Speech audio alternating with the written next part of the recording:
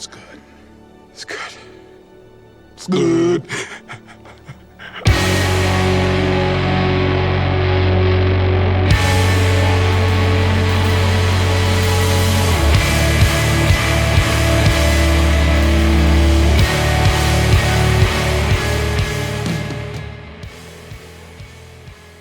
Welcome once again, my fellow manipulators of Digital Fate. I'm Richie, this is Capricorn. Today's deck is kinda nutty. Before we get to that, I just want to point out that I was really sick recently, so I haven't put out a deck tech in about a week. I've been trying my best to keep up with some shorts here and there every day, because that doesn't require me to be on camera, it just requires me to record my voice, and that's kind of been hard enough. But I just, man, I don't know what it is, but something with my stomach just completely knocked me out, man. There was one 24-hour period where I slept for like the whole 24-hour period. I couldn't keep anything down. I couldn't eat. I'm finally working that out of my system. I finally have up enough energy that I could start streaming today. And because I started streaming today, I was able to start, playing standard, playing these deck techs. So I could get another deck tech out to you guys. So thank you for your patience. The deck techs will resume starting with this one. So very stoked to be back at it and doing it. Now this deck is called Good Deck is Good. And the idea here is we're trying to play a deck where every single card in the deck is the kind of creature that if it goes unanswered, it can kind of take over the game all by itself. So that if we're up against other mid-range decks, we can just outvalue them. And if we're up against control decks, we can force them to deal with each threat one at a time so that their sweepers, Sunfall, don't really matter as much and don't really work super effectively. And it's a super cool idea. And the reason we're doing this is because we saw Rakdos spoiled back during the Murders at Karlov Manor spoiler season. And I thought it was super great. Looked like a Invoke Despair on a stick. And then so many people in comments sections told me like they don't think it's good enough that it will see play. And I'm like, it just needs the right deck. An Invoke Despair every single turn, stapled to a 6/6 flying trampler, has to be good. You just have to increase the chances that it sticks the landing and doesn't get hit by removal. So that was sort of the starting point for the mentality we had in building this deck, and then it just completely went off the rails and turned into some crazy Jund insanity.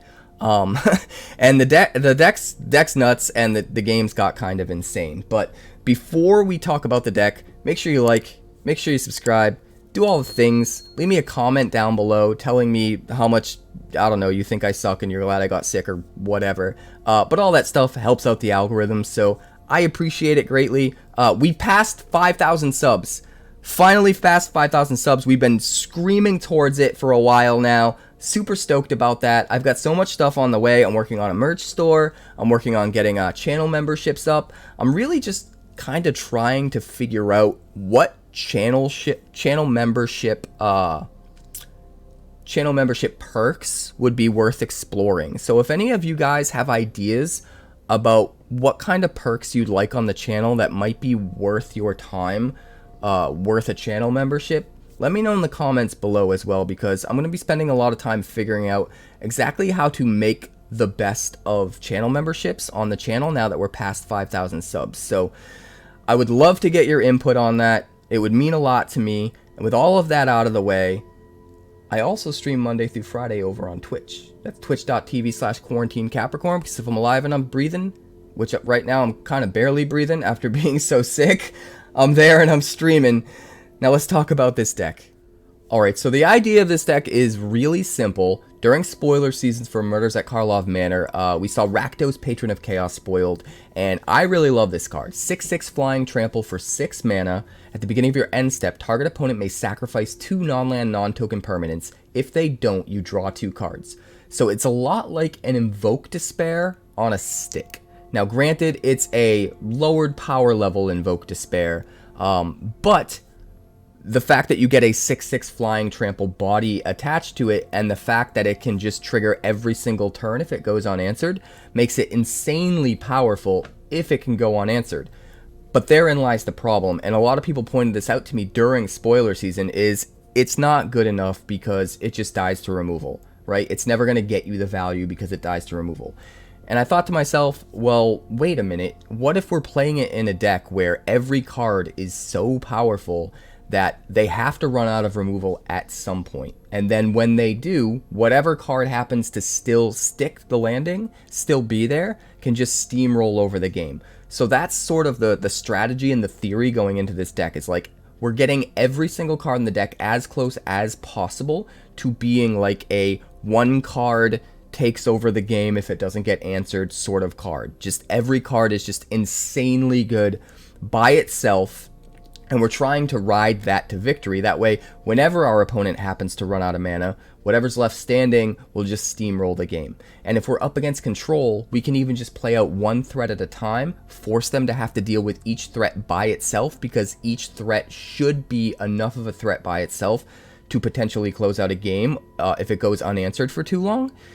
And because of that, their sweepers become not as effective, things like Sunfall. So that's the theory going into this. And the best card for being a one card, hits the board, if it goes unanswered, it will take over the game, has always been Sheoldred the Apocalypse. 4 mana, 4/5 Death Touch. Whenever you draw a card, you gain 2 life. Whenever an opponent draws a card, they lose 2 life. So basically every turn cycle, you're at least draining for 2. And then whenever extra cards are drawn on either side, it's speeding up that clock, or in your case, slowing down the clock. So we've all seen this card a million times. It is everywhere, and there's a reason for it. Again, because it fits that criteria of being a must-answer threat, where as long as you have this on the board, if it sticks and your opponent doesn't get rid of it, it'll eventually win the game all by itself. So this is the textbook example of the kind of card we're looking for in this deck. Now, not every card is going to get quite to this level, but we're looking to try to find the cards that get as close as possible to being a one card, like if it sticks, it just wins the game for you. And we're trying to do that with the right amount of cards at each mana cost, so that we can curve out effectively, and have a nice curve and play something every turn, but have every single thing we play be a relevant threat that has to be dealt with one card at a time. So the next best things we have are in red and green. In red, we have the Bonehoard Dracosaur, 5 mana for a 5/5 flying first strike. At the beginning of your upkeep, you exile the top 2 cards of your library. You can play them this turn. If you exiled a land, you get a 3/1 dinosaur, and if you exiled a non-land, you get a treasure token. So if this guy survives, insane value. Once again, this guy's biggest problem is the same problem that Rakdos has, where if it just comes down and eats removal, you paid a lot of mana, and your opponent paid a lot less mana to get rid of it, and you're left with nothing to show for it, right? But in a deck like this, where every single card is a huge relevant threat, they'll most likely be out of removal by the time you play it. And even if they're not, they probably have to use their last piece of removal on it, freeing up whatever you play next to actually hit the board and stick and not have to worry about the removal. So Dracosaur, insane if it hits the board, just can steamroll opponents all by itself.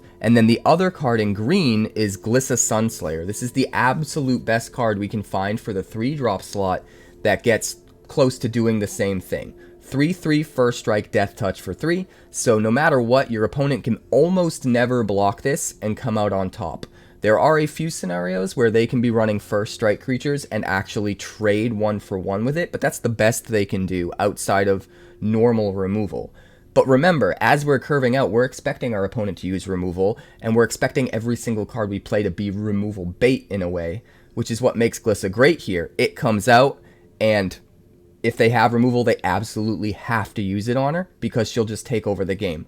When she swings and deals combat damage to a player, we get to either draw a card and lose a life, or destroy an enchantment, or remove up to 3 counters from target permanent. That versatility and that card advantage is what makes her a must-answer threat, because if she sticks on the field for too long, she gives you too much value and lets you spiral out of control. So the fact that this forces them to use a removal spell on it early in the game, but then if you top deck one later and you get it to stick, it's a huge relevant threat that can end the game itself. That's really the key. When we make it to the end game, when our opponent's out of removal, we want to make sure as many of these cards that we're top decking are still going to be a huge relevant threat, a must-answer threat, even later in the game when we're not playing them on curve. And Glissa here is a perfect example of that. So Glissa at the 3-drop slot, Sheoldred at the 4-drop slot, sorry, and then Bonehoard Dracosaur at the 5-drop slot is kind of perfect.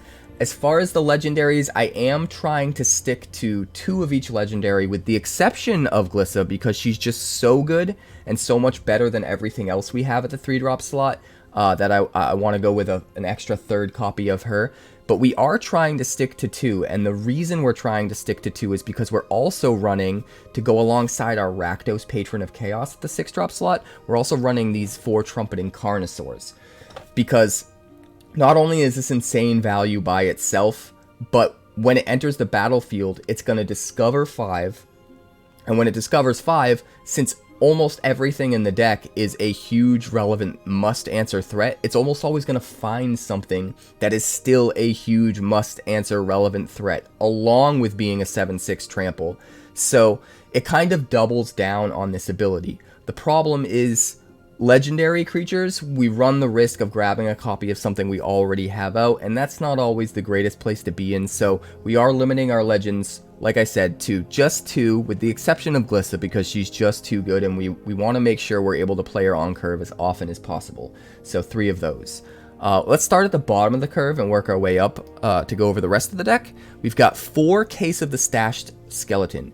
Now, even though this is not a must-answer threat, it sort of is, because it gives us a 2/1 black skeleton with menace when it first comes down, which means that thing is swinging in and hitting our opponent for 2 points of damage every single turn, and they can't do anything about it, because if they do kill the skeleton, even if it's just by blocking, which I'll point out they have to double block in order to block it, skeleton finally dies, we get to just use the Case of the Stashed Skeleton as a tutor. And having a tutor in this deck, getting our choice, our selection of any of these crazy cards, whichever one is going to suit us best in the moment, is just absolutely insane. So Case of the Stashed Skeleton is a really good way to get some board presence on the board on turn 2, and then it just puts them on a clock.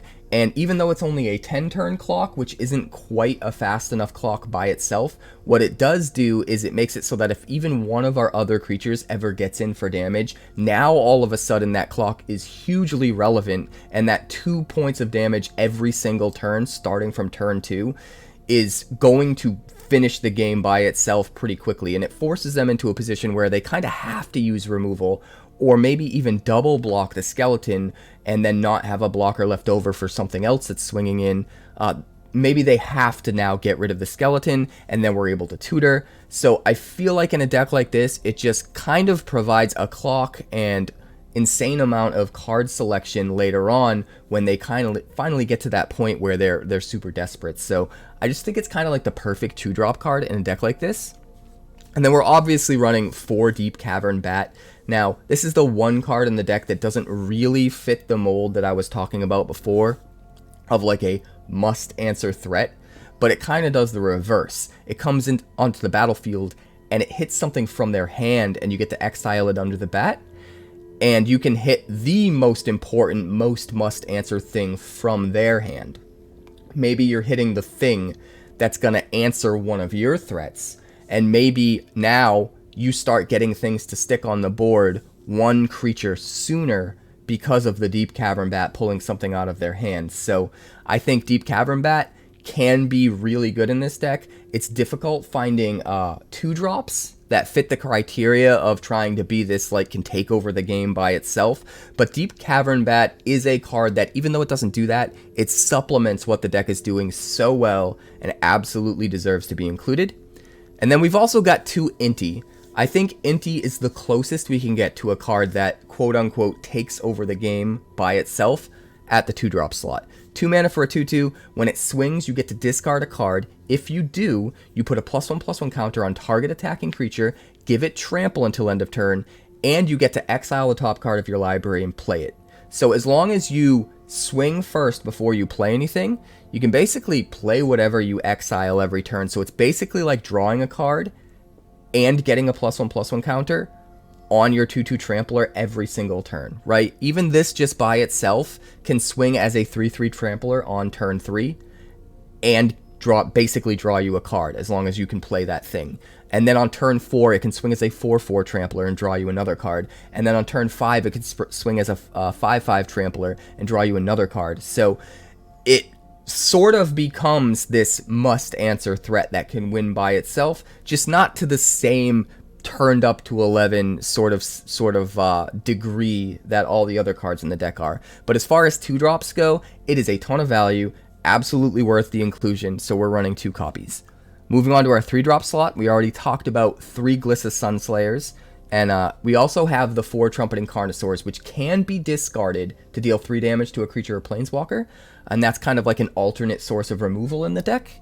But we've also got to copy each of these 4 cards. 1 Huatli, Poet of Unity, because if it does hit the board, it makes sure we hit our next land drop, or maybe our 4th or 5th land drop that we otherwise might not have hit, and can now like play the bigger creatures we need to play. But more importantly, it's another card where if it sticks the landing and our opponent doesn't remove it, eventually it can flip and become Roar the Fifth people and just provide so much value, it's insane. And in this deck, so it's going to create 2 3/3 dinosaurs on chapter 1. It's going to let all of your creatures tap for mana on chapter 2, which lets you play out a ton of stuff. On chapter 3, you can search for a dinosaur card, and on chapter 4, all dinosaurs you control gain double strike and trample until end of turn. So an insane amount of value.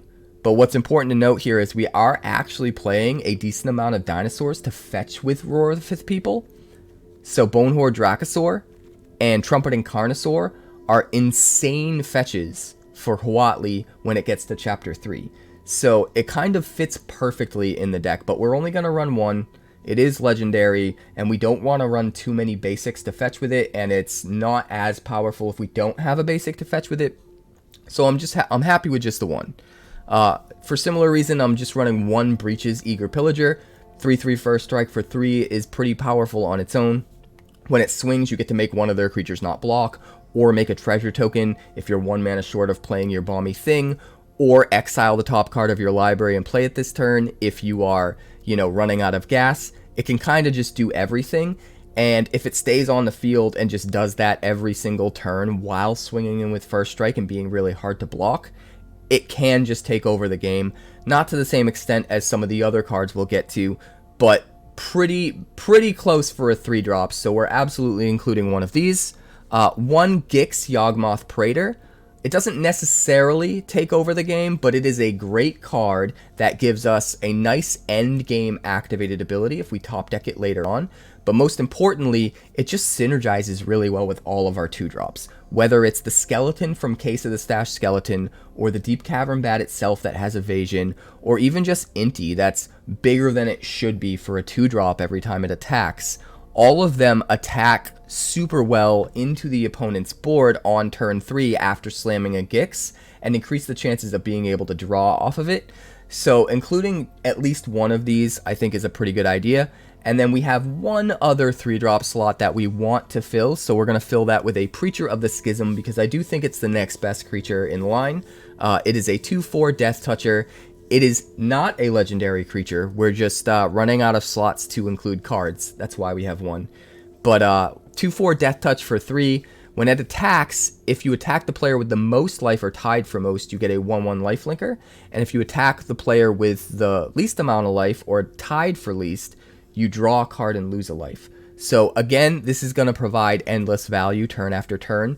If you're behind, it's giving you dudes. If you're ahead, it's drawing you cards. Whatever the case might be. It's a pretty good choice for the 3-drop slot. Moving on to the 4-drop slot, we already talked about 2 Sheoldreds.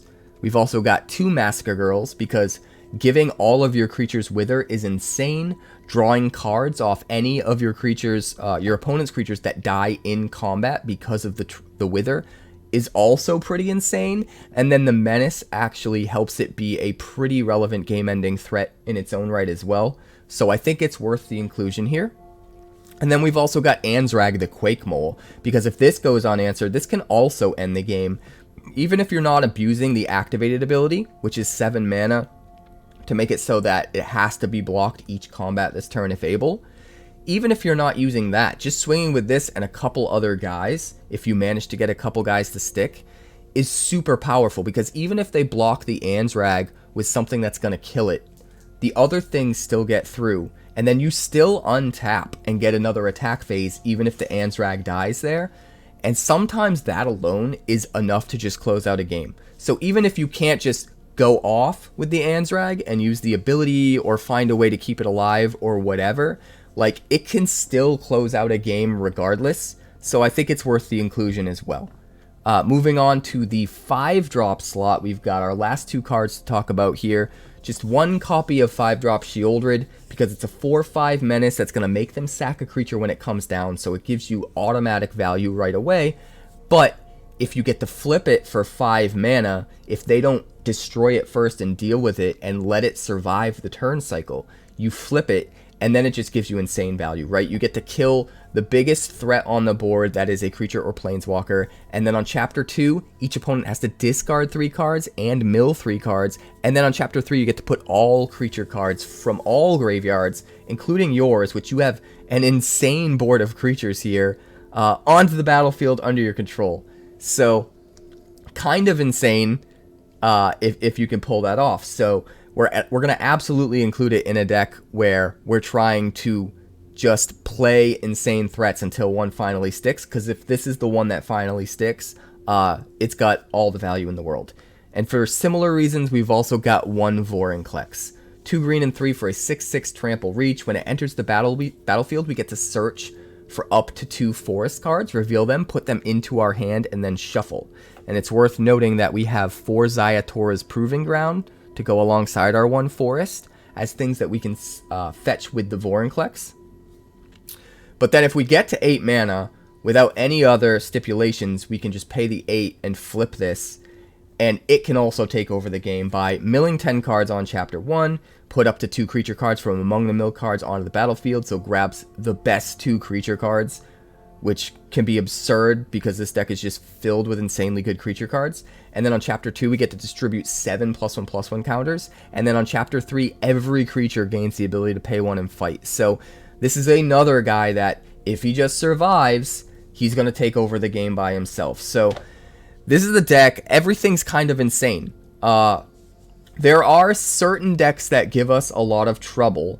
And I will say, after playing this on the ladder, there are a couple changes that I would probably make. The most notable that I want to mention is that I would probably replace Sheoldred with Aclazotz, because Aclazotz is super good in the same way that a lot of these cards are, in that it's kind of a must-answer threat, and it's also really hard to get rid of in addition. But the problem with Sheoldred here is, because your opponent needs to have 8 or more cards in their graveyard to use its ability, there are a lot of games where, because you're playing all creatures and not a lot of removal, sometimes it can be hard to fill up their graveyard. And if you get to the point where this is the thing that sticks, but their graveyard isn't big enough to use the ability, sometimes that can be a problem. If this was any other thing instead, it might have been better kind of scenario. That being said, I still think it was a great addition in the deck. I just think Aclazotz would actually be better after actually playing the deck on the ranked ladder. After you check out the games, let me know what you think, and let me know if you agree in the comments below. But that's the biggest change. There's a couple little things that I might do after playing it on ranked, but for the most part, I think the deck was super solid, and most things we go up against have a really, really hard time competing with just the insane value that this deck puts out. So we are running a bunch of dual lands. We're able to play 2 Plaza of Heroes in this because of all the legends. We're going to run 1 Mirrex because in a pinch, it can fix us temporarily, but it also gives us a creature factory if we run out of gas late game. And then just a ton of dual lands, a forest and a swamp because we can fetch them with Huatli, Beside and Takenuma because Beside is amazing and Takenuma is really good in this deck with all the legends. So that's the deck. Games were nutty. Let me know in the comments if you agree with my suggestion about Aclazotz or not, and let's check out the games.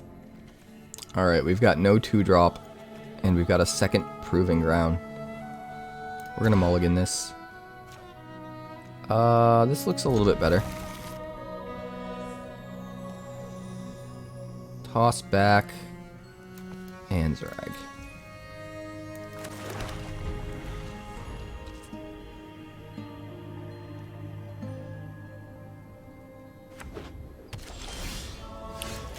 White Might Sweeper is too slow, you think? Maybe. Alright, we're gonna get our skeleton out. We're gonna start smashing.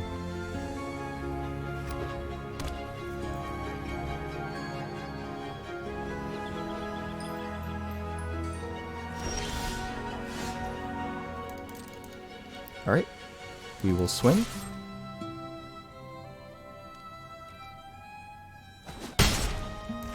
Ridgeline, play Deep-Cavern Bat. He might remove it in response. But it's a risk we gotta take because we can't just not play anything for the turn.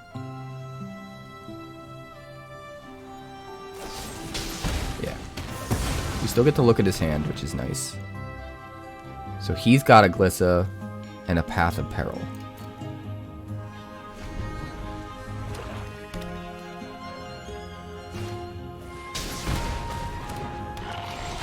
Plays the Glissa.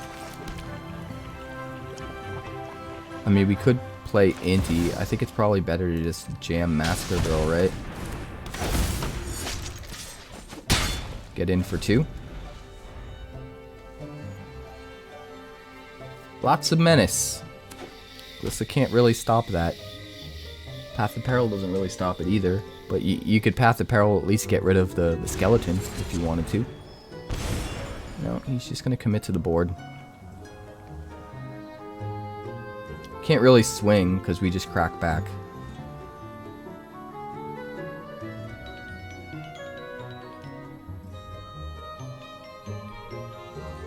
Yeah, they should have had rotation for sure.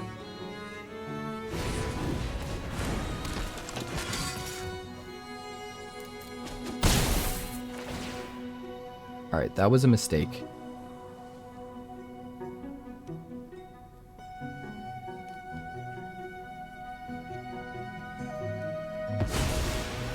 Huge mistake.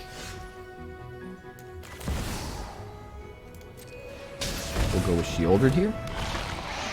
Just keep playing the threats that must be answered. Just every turn.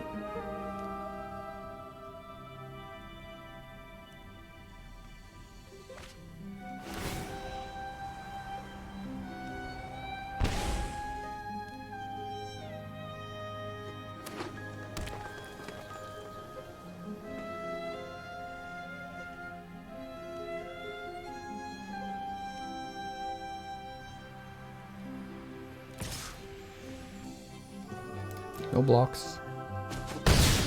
Go ahead, go to 4. And then take 2 more. Oof. Oof. Yeah. Wild. I guess we keep this. Technically, we could discard the Carnosaur on 3. And we have enough land to play one of these on 4 and one of them on 5. I don't love it. I would prefer a 2-drop, but I'll take it.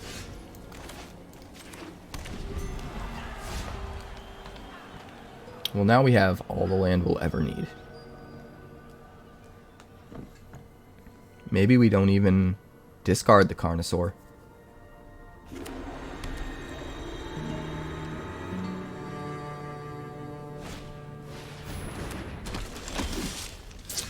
Thalia. Well, good thing, like, all of our cards are creatures. It's not really gonna hurt us that much. Case of the Stash Skeleton will cost a little more.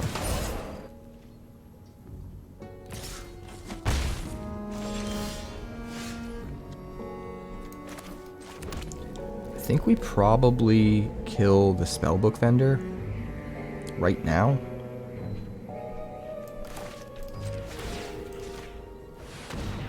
I'm not really worried about Thalia.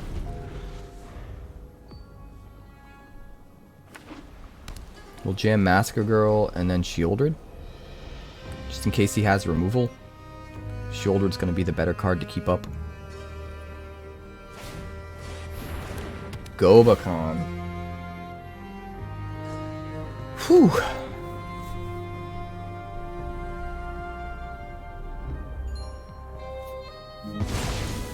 We have a lot of land.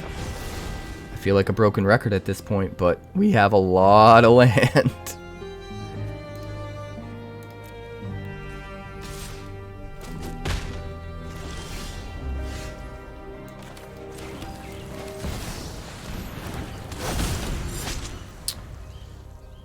So we Vorinclex next turn.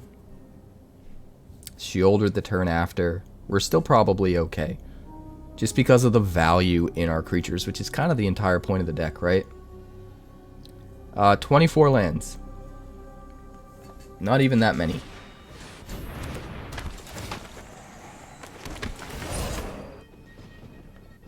We've got 6 5-drops and 6 6-drops as well.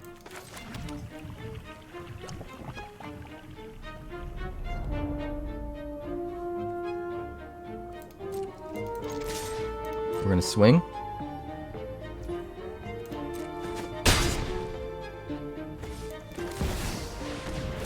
We'll play the 𝐂𝐋𝐈𝐻.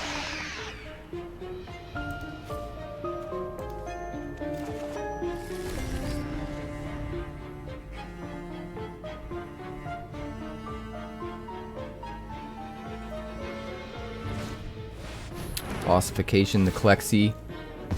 So he'll get to swing for 7. He'll get to flip the 𝐂𝐕𝐈𝐻𝐑. I don't think he should be worried about the Massacre Girl at all. He didn't flip the 𝐂𝐕𝐈𝐻𝐑? Are you out of your goddamn mind?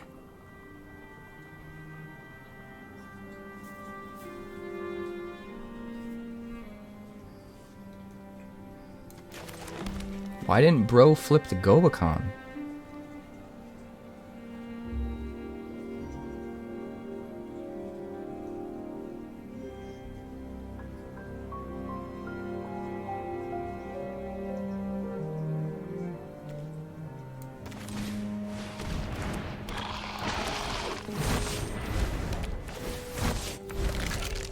No attacks. I'm gonna try to block here.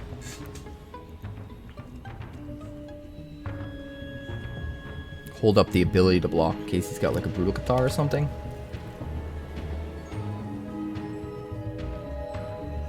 I think the sheer value of our creatures is going to be too much.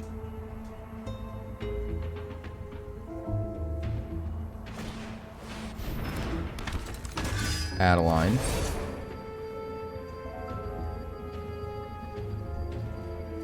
Can't really swing with anything, right? And we get to kill the Ossification and get the Vorinclex back if we swing with Glissa.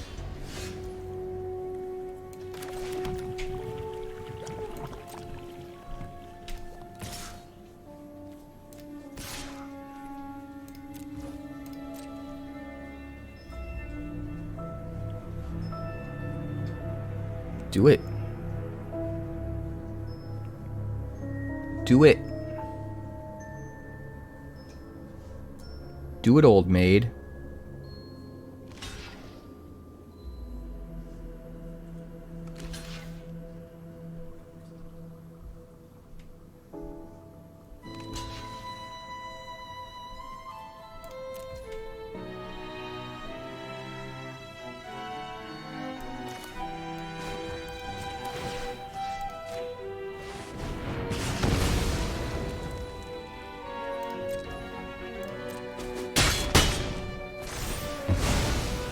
Card. Thank you very much. Don't really have a whole lot to do, unfortunately. We'll end the turn. We can Takenuma, but we'll just do that on his turn. We'll hold up the ability to use the Plaza if we need to.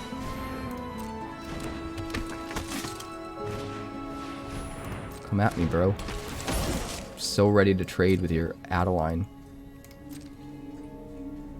And draw a card.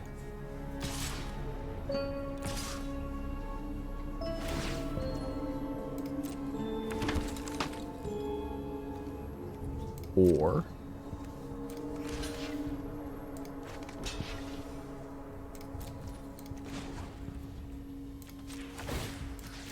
not trade. We could not trade. Goodbye, Adeline.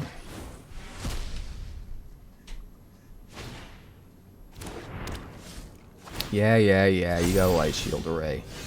Congratulations. We have 7 mana. And a whole lot of shaking going on.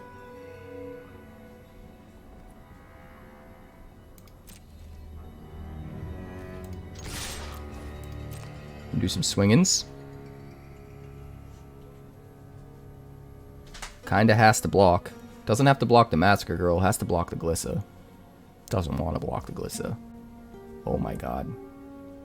He's not going to block the Glissa. Are you out of your mind? You must be completely out of your mind.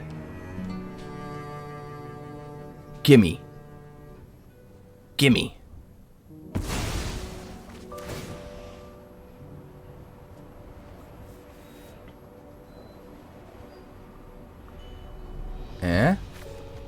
I'll take it.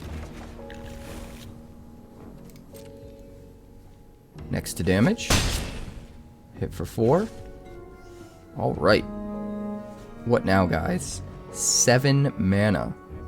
Now, we want an obscene amount of cards. So we play Rakdos. We don't even care about Shelly yet. Just gonna play Rakdos.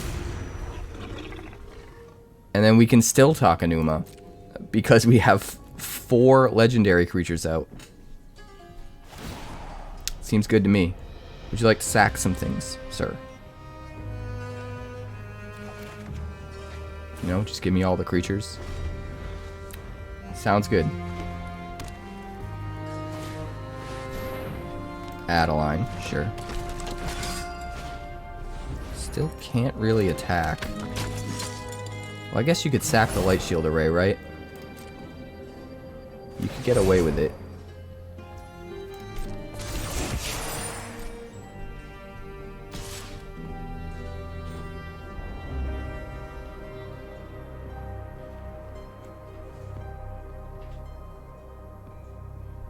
I mean, I could just trade with the Vorinclex and draw a card. I'm okay with that.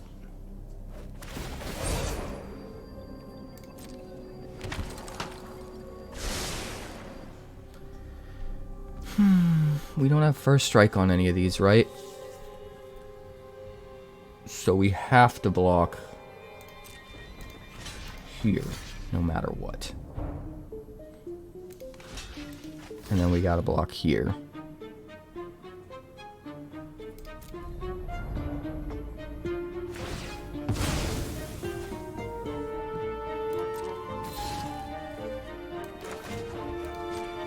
We'll do some of this. Get back a Trumpeting Carnosaur. Go to 1. Draw some cards. It's a whole lot of cards. That is a whole lot of cards. 8 mana. 8 mana.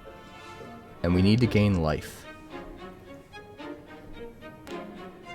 Can we do it? 6, 7, 8, 9, 10. I mean, we're close to just winning the game, right?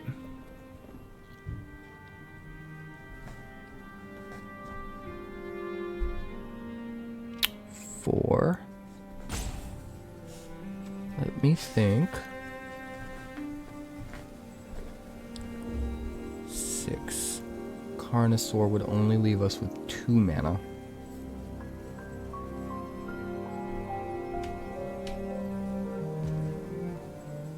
We could play a 5-drop and a 3-drop. Which is not enough.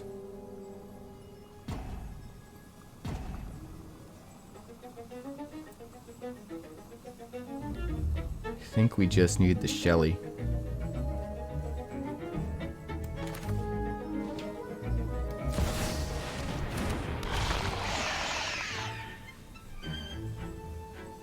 I think we just need the Shelly.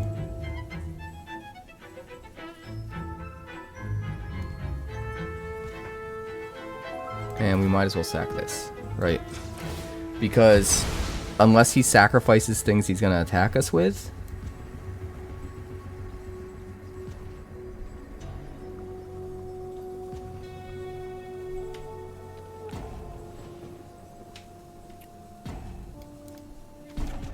we just completely decimate him because of Rakdos.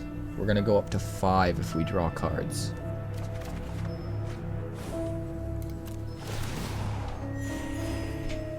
And then we'll discard some lands.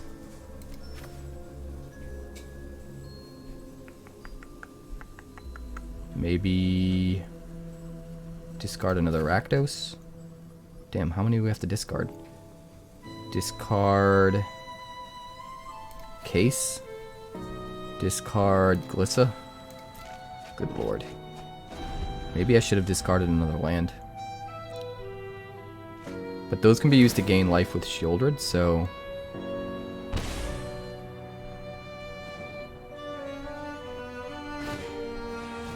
Oh, you lucky bitch! We're still in it, though. We block the Coppercoat Vanguard with the Glissa, and everything loses the buffs.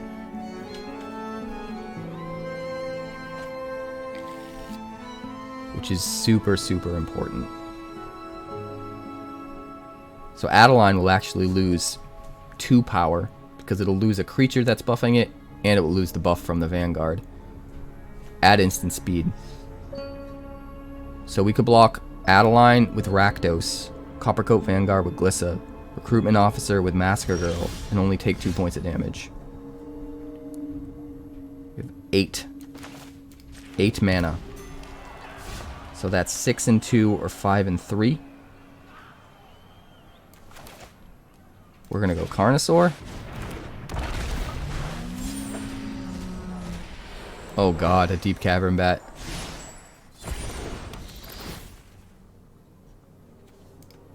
Yeah, it's over now.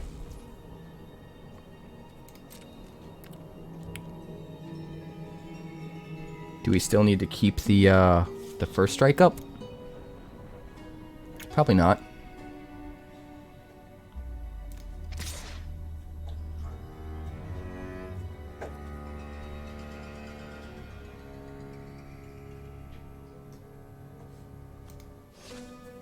Shelly's gone. So maybe we do.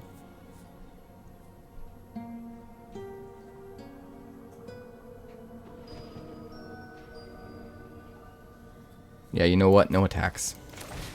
I'm not going to get overzealous.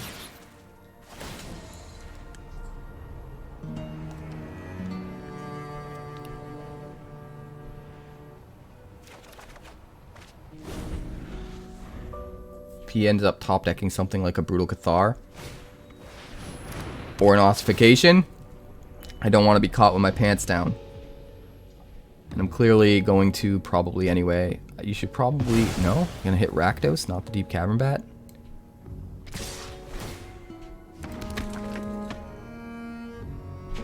Well, you're going here.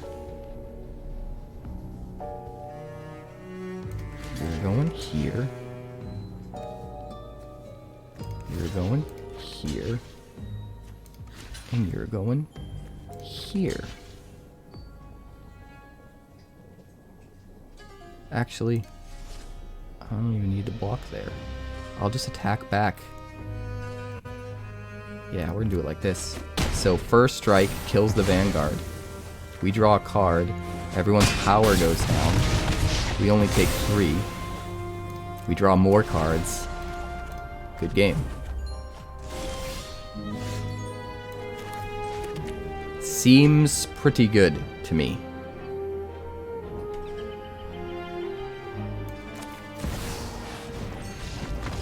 Alright, he's just gonna scoop.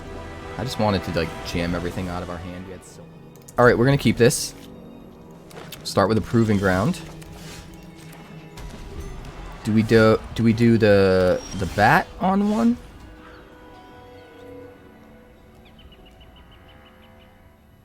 I think we do the bat.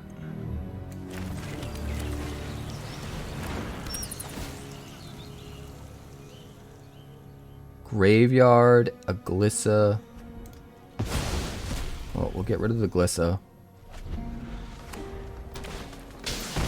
Trespasser.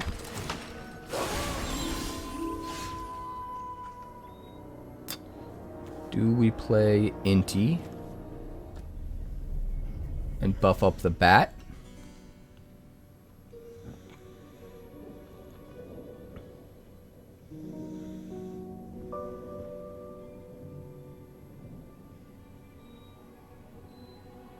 Or do we play Breeches? I think we just play Breeches, man. Makes it so he can't attack. So the first strike.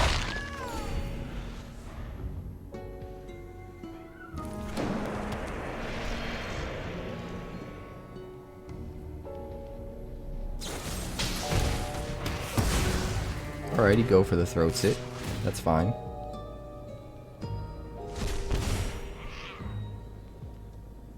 That's quacktastic. You're pretty much out of gas, so I think we've got you.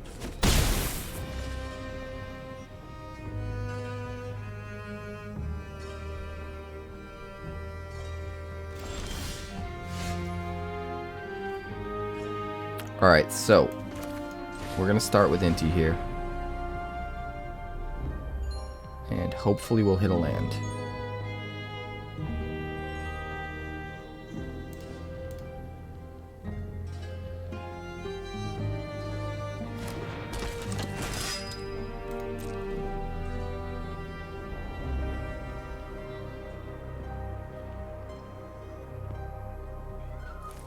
And our opponent really doesn't want to play this game, huh? Your go.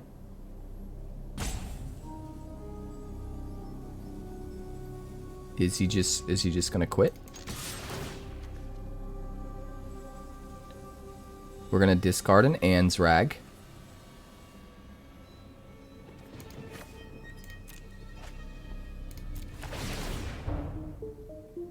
Telling you guys, just play life gain. Just play life gain. Let's see, what does he draw this time?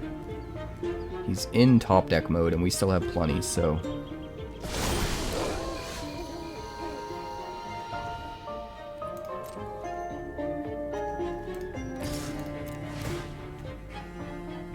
Alright, we're gonna discard Case of the Stash Skeleton. Maybe we'll get a land. Nope, but we did get a Sheoldred. I'll take it.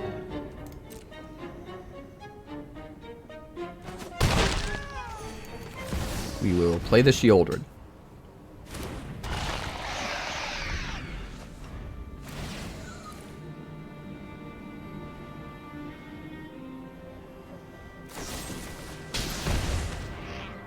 Sacrifice a non-token creature. Sure. And you scoop. Sounds good to me. I shouldn't even be in gold. It's just I haven't played because of being sick. Alright, we'll keep 7. If we're up against aggro, we probably Deep-Cavern Bat. And if we're up against control, probably just Inti and try to put pressure on. I think we just get things moving with Inti.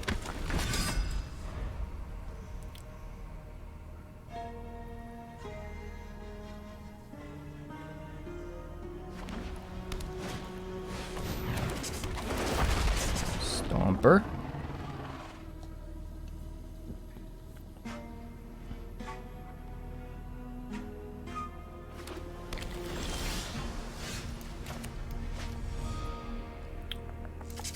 Alright, we will swing with Inti. Discard the forest. Put a counter. Play the land. It's gonna have to Sunfall, right? Do we Glissa and risk a Sunfall? Or do we Deep-Cavern Bat to get a Sunfall out of his hand? Let's do this. It's risky because if he has a second problematic card, it could get really gross. But I think it's worth it.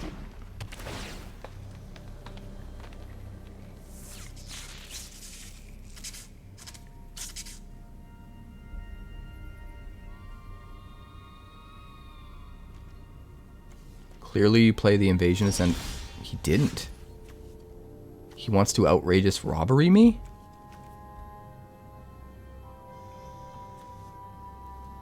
Huh.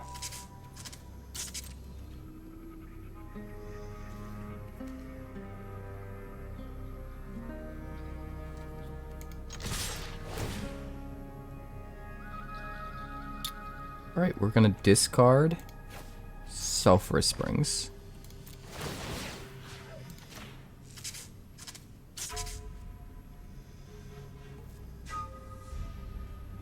He doesn't even have black mana. What is he doing?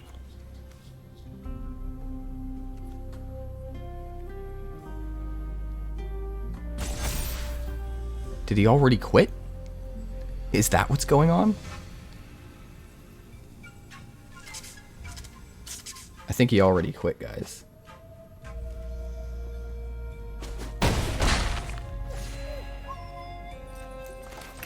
This looks fine to me. We'll just play 2 Case of the Stashed Skeletons. And then if he Sunfalls, we have 2 Demonic Tutors. And if he doesn't Sunfall, we've got win conditions up the wazoo.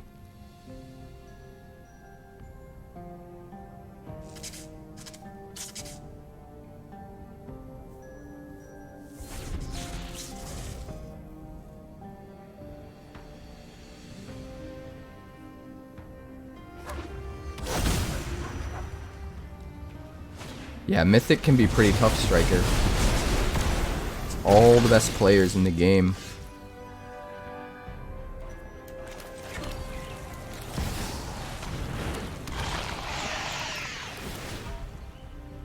Force him to Sunfall again, basically.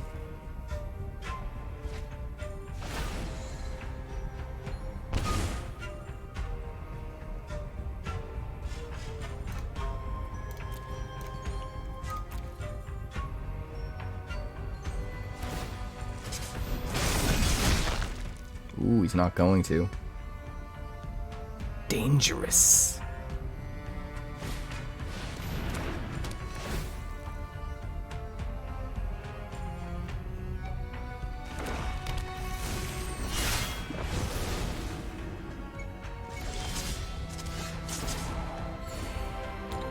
Greedy, man.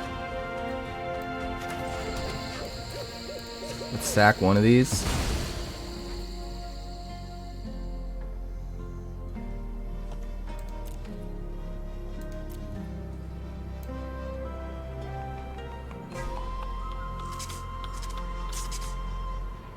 Let's see, do we Rakdos?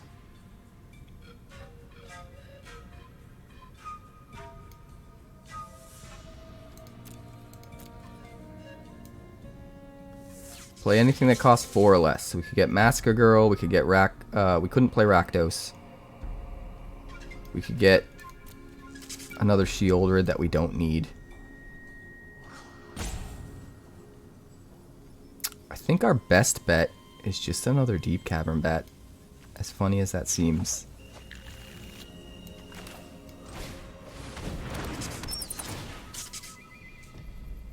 Oh, an Archangel!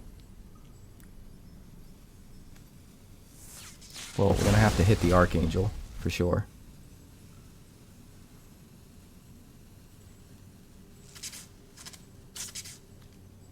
I guess we probably sack the other case, huh?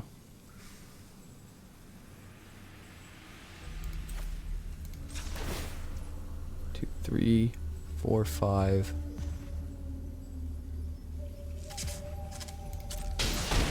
So if he plays the Sunfall, doesn't have enough mana to play anything else, what is our best play next turn? I think probably Rakdos.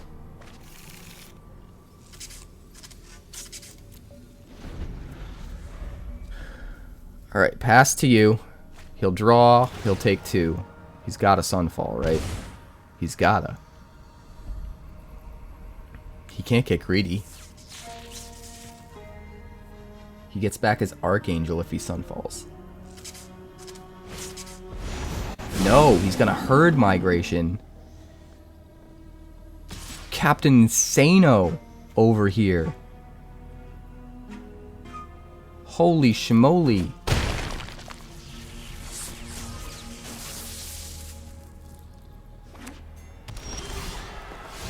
Now I'm wishing I fetched another Deep-Cavern Bat. That would have been even better.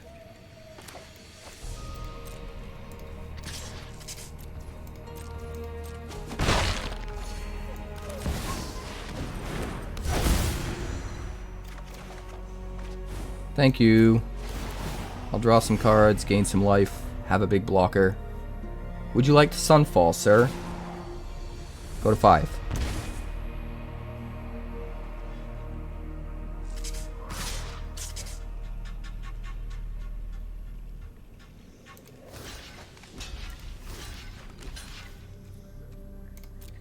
I'll take 12, go to 11.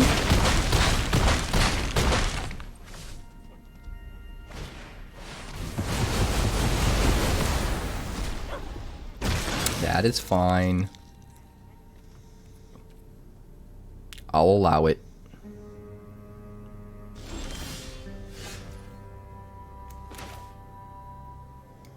We have 8 mana. Sheoldred's not a very good hit right now. We could Carnosaur, but that does not give us enough land left to play something else as well. And Glissa would be really, really good. Well, Glissa wouldn't be that good, right? Because he just Archangels it away. Yeah, let's play the Carnosaur. Hope to hit something else that's relevant. The Carnosaur can at least trade with the Sunfall token.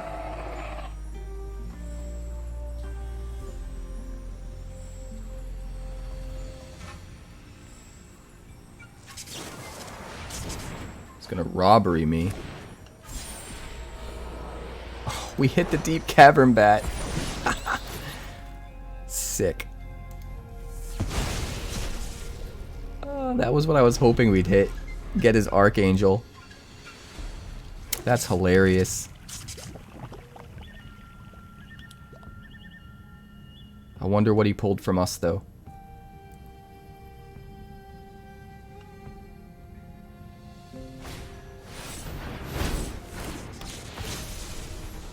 Oh, they got another Archangel off the top? Man, this guy has just got luck all day, huh? Luck all day.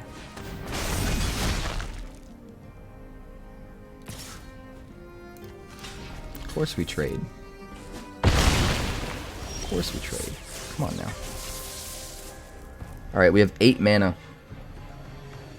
I think it's safe to say we Sheoldred. Get him to sack the Archangel. And then he's got another Archangel. I think we throw out bait for the other Archangel. I think our Glissa's our better card. So I think we hold on to the Glissa. We wait until after he plays the Archangel. He's running out of gas though. He's got whatever he took from us, but I don't even know what it is.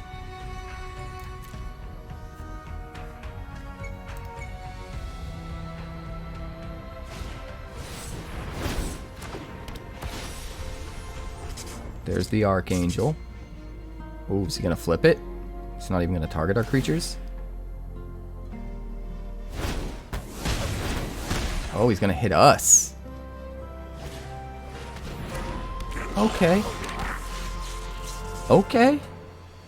I see what you're doing. Dracosaur's really fucking good here.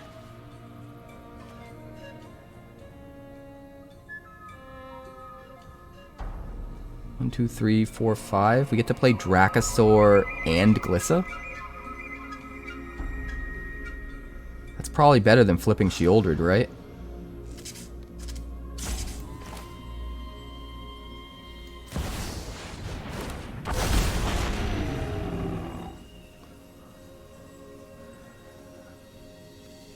Do we try to swing in with Sheoldred? That's the question. I think no.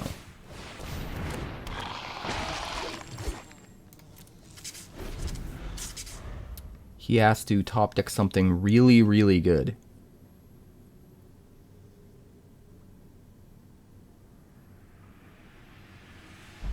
We force him into that position. He could still get us to 1.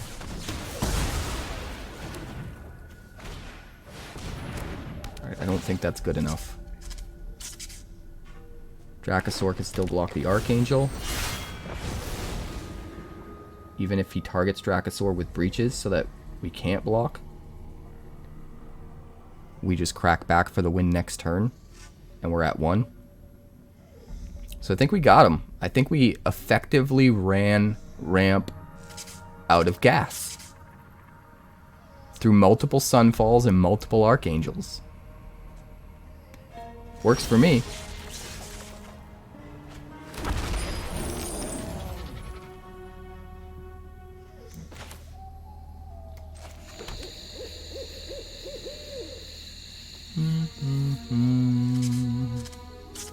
Five, 6, 7, 8, 9, 12, 13, 14.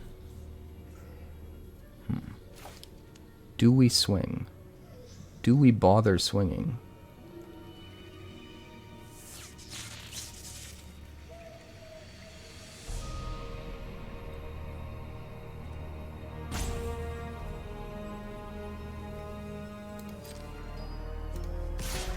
Got plans.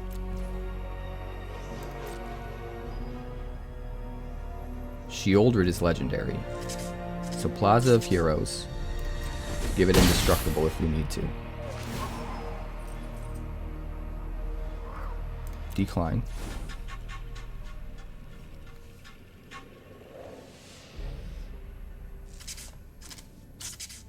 Oh, he's only got 6 cards in his graveyard. I think I kind of screwed up there then. It's okay though. We'll set up for a win next turn.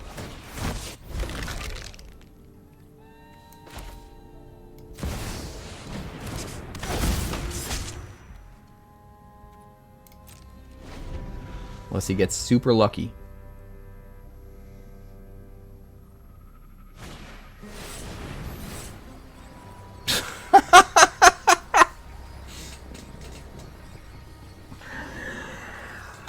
His 4th Archangel of Wrath. Yeah, I'd say that qualifies as super lucky.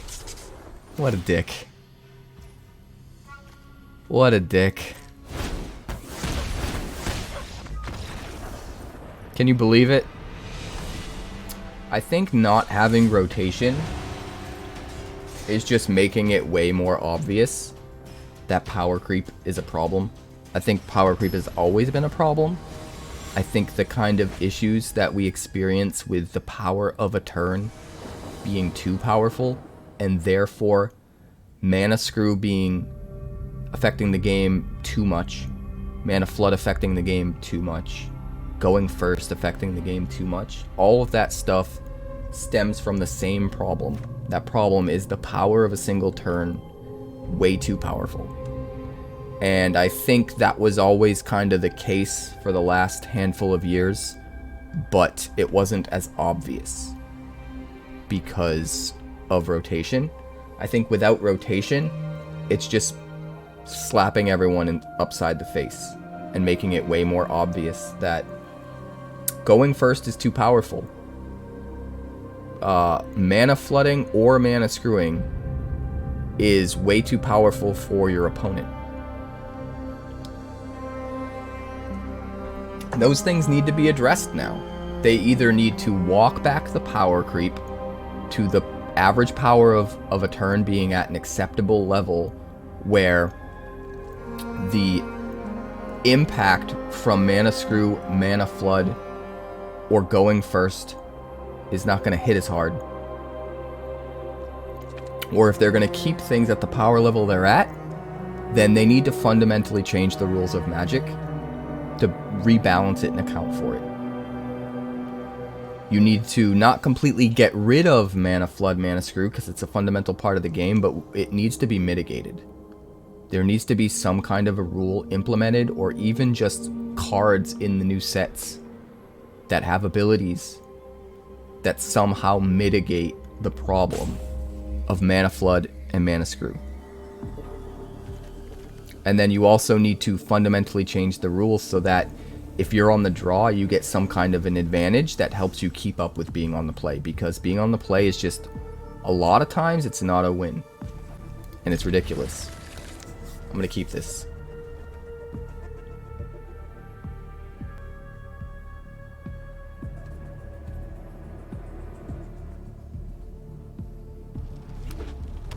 It's just too much.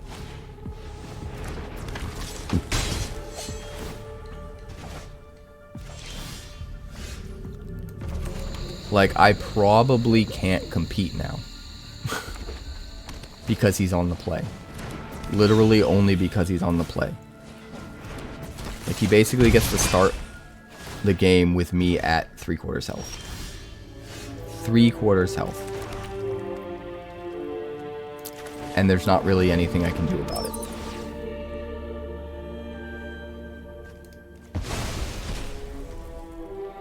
He'll still use the Mishra's command to kill the Deep-Cavern Bat, but it will cost him a bit more. Slow him down.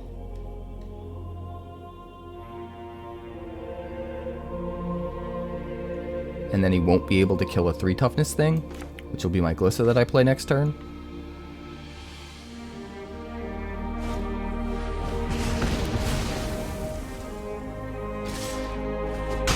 Alright, so go to 11. Plaza of Heroes comes down. Glissa hits the board. Should be able to survive. And then next turn we probably discard the Carnosaur. Alright, he did not play the Ronin. That's interesting. What is he planning?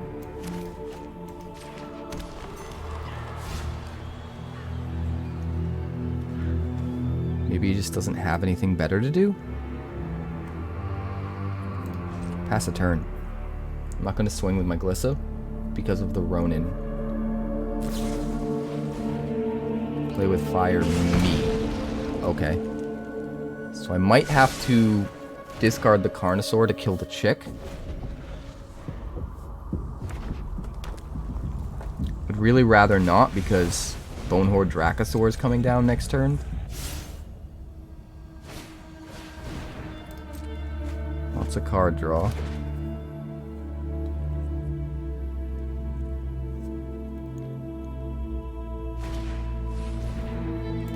Plays the Ronin. He's gonna not attack, thinking he can just get it back in his hand. But we're not gonna settle for that. He's gonna use a Braid to kill Glissa next turn. So we need to make sure we've got the Dracosaur out. And that's probably game. We're just gonna sit on it. I don't really want any of the combat damage abilities from Glissa right now. So I'd rather just make sure we have an extra blocker so that he has to use the Abrade on the Glissa if he wants to get another attacker through. No. He's gonna double up on the Dracosaur. Okay. Gets me to 6. But I mean, we've just got another Dracosaur. I'm still gonna play it safe. I don't need any of these combat triggers, so Jams the Feldon. Jams the Swift Spear. I mean, kind of just have to, right? He hit all lands. Stupid algorithm. Stupid algorithm is stupid.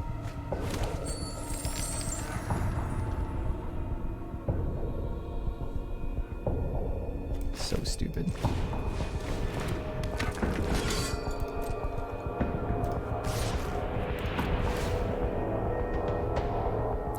Discard a card, sure.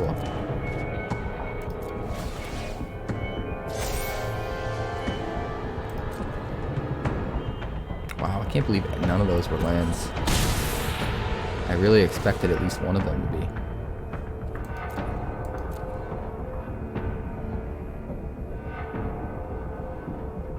Sure. Doesn't matter. No Anzrag for me today. And our opponent scoops.